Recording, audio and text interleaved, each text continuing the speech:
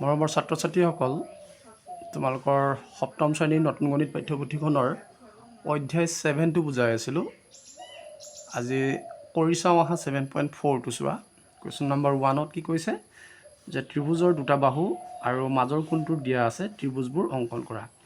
তোমালোকে আগৰ অধ্যায়ত কি পাইছিলা যে তিনিটা বাহুৰ জোখ দিয়া থাকিলে ত্ৰিভুজবোৰ অংকন কৰা বুলি পাইছিলা, নহয় জানো? এতিয়া আছে ত্ৰিভুজৰ দুটা বাহুৰ মাপ দিয়া আছে আৰু এটা কোণ দিয়া আছে, নহয় জানো?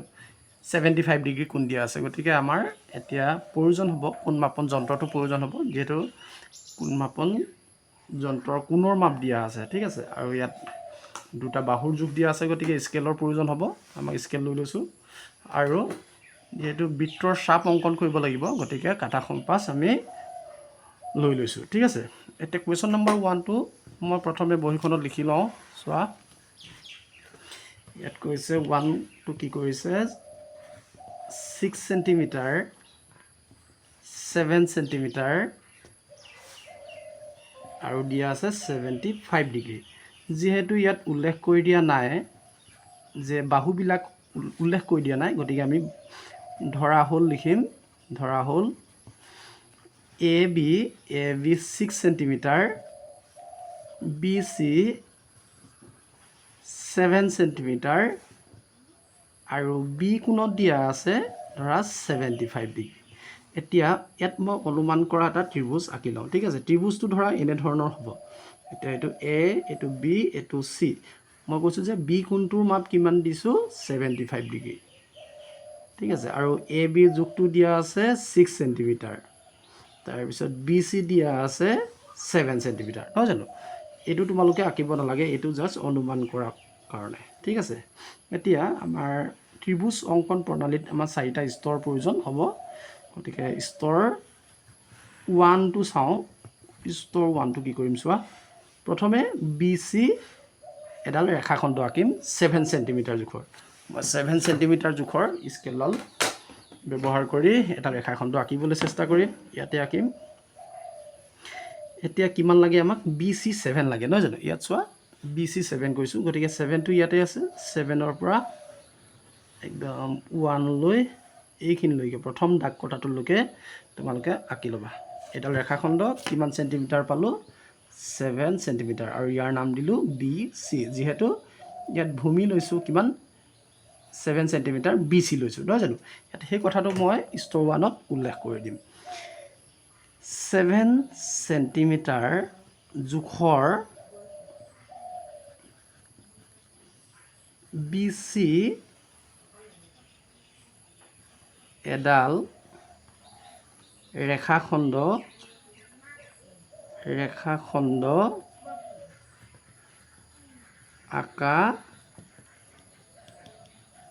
আঁকা হ'ল, ঠিক আছে। তাৰপিছত যিহেতু মই ত্ৰিভুজটো মই এইখিনিতে ড্ৰ কৰিম, এইখিনিতে ড্ৰ কৰিম। গতিকে মই ইয়াতো মই এই বি চিৰ জোখটো ইয়াতে আঁকি লওঁ, পুনৰবাৰ আঁকি লওঁ। বি চিৰ জোখ কিমান আছিলে? 7 চেণ্টিমিটাৰ। গতিকে চোৱা, এইখিনিৰ পৰা 7 এইখিনিত হ'ব, নহয় জানো? এইটো 7 চেণ্টিমিটাৰ আৰু বি চি নাম দিছিলোঁ, নহয় জানো? এতিয়া স্তৰটোত কি কৰিম চোৱা। এতিয়া ইয়াতে লিখিম স্তৰ 2। স্তৰটোত কি কৰিম?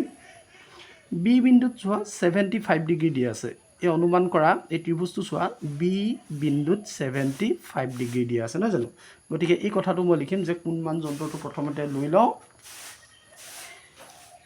বি বিন্দুত কোণমান যন্ত্ৰৰ সহায়ত কোণমান যন্ত্ৰটো এইটো। তোমালোকে চোৱা, যিখিনিত ছবিটো অংকন কৰিবা এইখিনিত চোৱা, দেখা পাইছানে?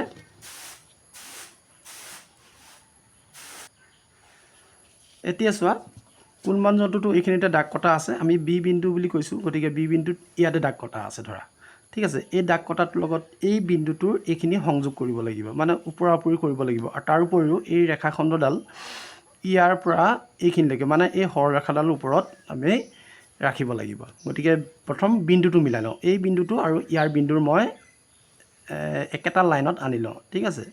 এইটো চোৱা, বিন্দুটোৰ আৰু সেই বিন্দুটোৰ ওপৰা ওপৰি কৰি দিলোঁ। আৰু তাৰ উপৰিও আমি কৰিব লাগিব যে এই ৰেখাখণ্ডডাল BC ৰেখাখণ্ডডাল এই ৰেখাডালৰ ওপৰত আছে বুলি আমি লৈ ল'ব লাগিব, সঠিক জোখত লৈ ল'ব লাগিব এনেকৈ।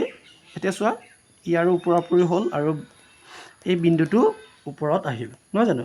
এতিয়া কিমান ডিগ্ৰী লাগে আমাক 75 ডিগ্ৰী লাগে। গতিকে এইটো চোৱা এইফালৰ পৰা হিচাপ কৰা 0 10 20 30 40 50 60 70 75 বুলি কওঁতে 70 আৰু 80ৰ মাজত চোৱা এইফালে এডাল দাগ কটা আছে, দীঘল দাগ কটাডাল নহয় জানো, দুইটা বিন্দুৰ মাজত 70 আৰু 80ৰ মাজত। গতিকে এইটো 75 হ'ব। মই ইয়াতে এটা এনেকৈ এটা ফুট দি দিলোঁ। এতিয়া তুমি কি কৰিবা, স্কেলৰ সহায়ত ফুটটোৰ লগ লগাকৈ এই বি বিন্দুৰ পৰা দীঘলকৈ এডাল ৰেখাখণ্ড টানি দিব লাগিব। এতিয়া বি বিন্দুটো ইয়াত থাকি গ'ল নহয় জানো। এতিয়া ইয়াৰ নাম দিলোঁ মই এইখিনিতে দিলোঁ এক্স বুলি দিলোঁ, ঠিক আছে। কি নাম দিলোঁ, এক্স। এতিয়া সেই কথাটো লিখিম আৰু এই বিন্দুৰ কিমান পালোঁ 75 ডিগ্ৰী। এই কথাটো লিখি দিম যে বি বিন্দুত আমি কোন বিন্দুত, বি বিন্দুত সেইটোৱে লিখিম যে বি বিন্দুত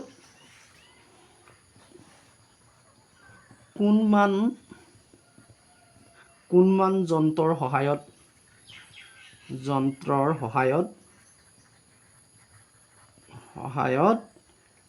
75 ডিগ্ৰী 75 নহয় জানো 75 ডিগ্ৰী মাপৰ এক্স বি চি, তাৰমানে বি কোনটো মাপৰ এক্স নহয় জানো, এইটো নাম এক্স, তাৰপিছত এইটো বি বিন্দুত আঁকিছোঁ আৰু এইফালে চি আছে, এক্স বি চি আঁকা হ'ল।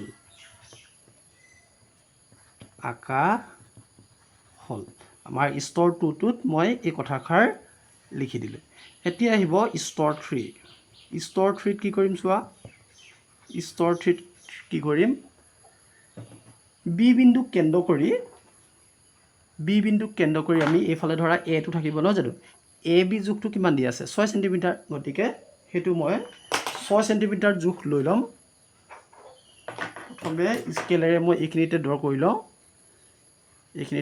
লওঁ,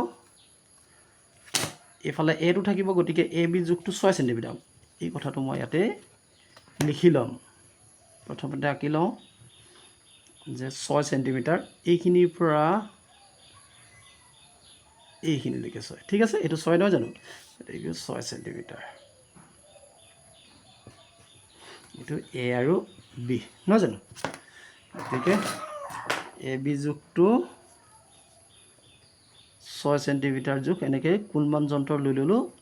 এতিয়া কোনমান যন্ত্ৰৰ সহায়ত বি বিন্দুক কেন্দ্ৰ কৰি 6 চেণ্টিমিটাৰ ব্যাসাৰ্ধৰ এটা বৃত্তচাপ এনেকৈ আঁকি দিওঁ। বৃত্তচাপ মানে এইখিনিলে দেই, এনেকৈ বৃত্তচাপ অংকন কৰি দিছোঁ।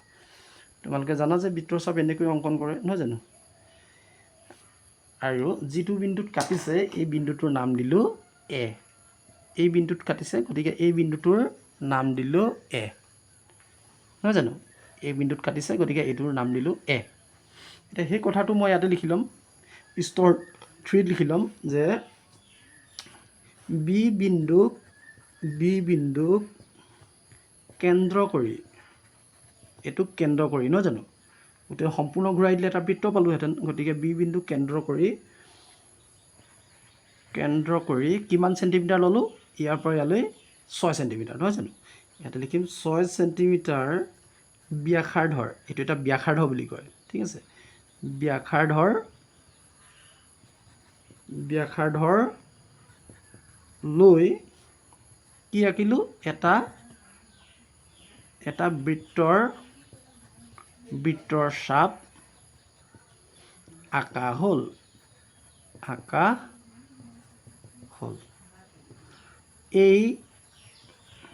এই বৃত্তৰ চাপে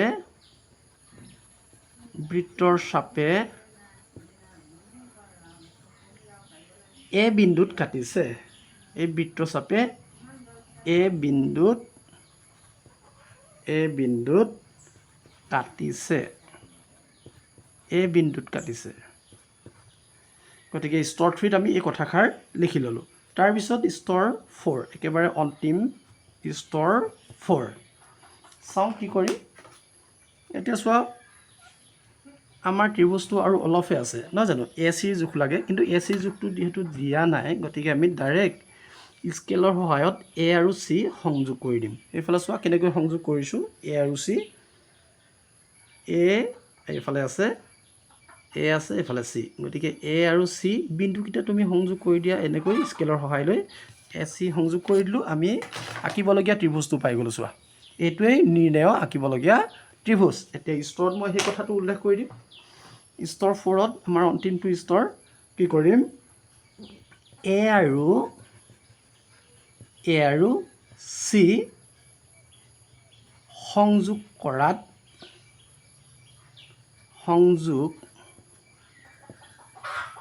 সংযোগ কৰিলোঁ তাৰমানে সংযোগ কৰাত আঁকিবলগীয়া